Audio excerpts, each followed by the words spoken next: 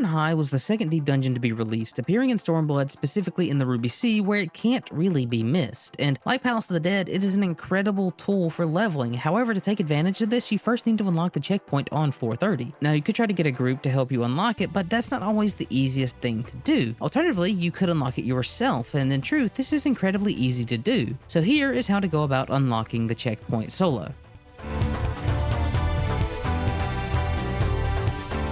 Before actually heading into the dungeon, there are a few things you should know and do to prepare. Let's start about talking about the new additions that Heaven on High brought, as each deep dungeon tends to have its own twist on the formula. The first thing to note is the new Magicite items. These are rare consumables that you can hold a max of 3 and can be found in silver chests. Using a Magicite will cause a Primal to appear, who will then perform an attack that will kill every enemy that is currently alive on the floor. Also, during the animation of the attack, you are immune to all damage. Now, there is one exception to this, and that is Odin, who is rarer and will one-shot any boss you use him against.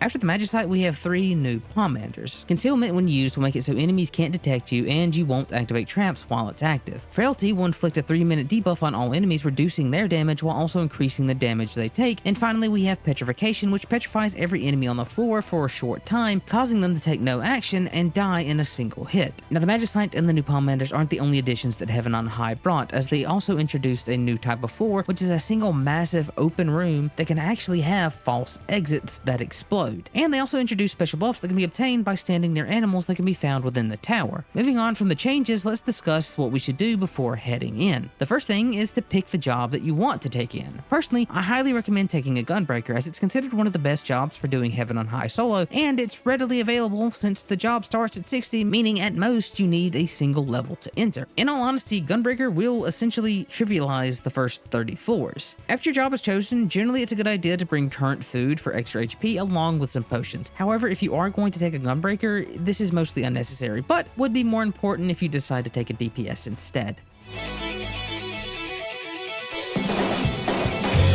In a very similar vein to Palace of the Dead, the first 10 floors aren't really that threatening, as there aren't really any enemies you need to be worried about. In fact, you should be relatively safe pulling multiple enemies. That being said, like any deep dungeon, your goal for these early floors is to kill basically every enemy on each floor so you can get as many levels as you can before the first boss. You also want to make sure to get as many chests as you can to start building your resource pool. Realistically, you should be about level 68 before you make it to the boss. Speaking of which, like the floors before them, the boss is basically a pushover, doing a total of 3 attacks, a point-blank AoE, a cleave that covers half the arena, and finally a knockback. The only thing to really be somewhat careful of is the knockback, as it's usually followed by the cleave, meaning you need to immediately start moving to avoid getting hit. Alternatively, you can just save a charge of your gap closer and use it when you get knocked back and just dodge it that way. Floors 11 to 20 again aren't that difficult, but that being said, there is at least one enemy you need to be careful of this time around, and that is the patrolling hand, as if you don't kill them quickly enough, they will enrage using a room-wide attack that should kill you. However, it can be line of sighted. Now, traditionally, these are the 10 floors where I start seeing the big open rooms, and anytime you're doing one of these, you want to be careful, as it's really easy to hit traps and there are just so many enemies around. That being said, it's not a terrible idea to use things like Magicite, Frailty, or Petrification to make them easier. Lastly, do not go to the exit unless you are full health. As I mentioned earlier, these rooms have false exits that will explode, and if you're not careful, it will kill you. Moving on to the boss, we have yet another simple fight consisting of 3 attacks, those being a frontal cone, a look away, and lastly, exploding adds. For this fight, you simply want to bring the boss to the middle of the arena, as the adds that spawn will make the outside unsafe, exploding after the look away happens. And all we need to do at this point is just dodge the cone AoE while remaining in the middle.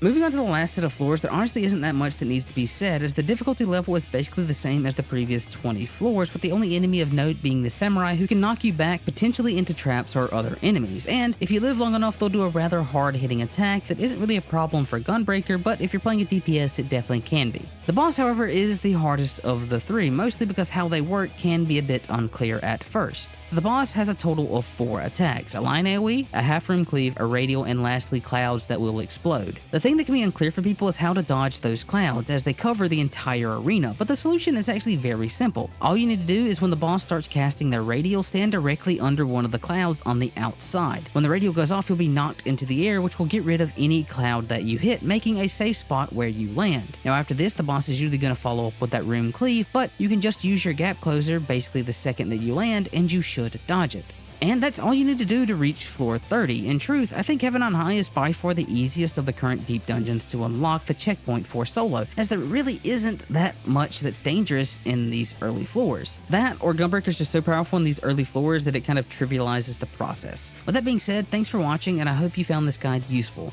If you did, consider checking out one of my other videos, like my guide on Orthos, or if you want to see something from me that isn't a guide, check out this other video. Either way, thanks for watching, and I hope to see you next time.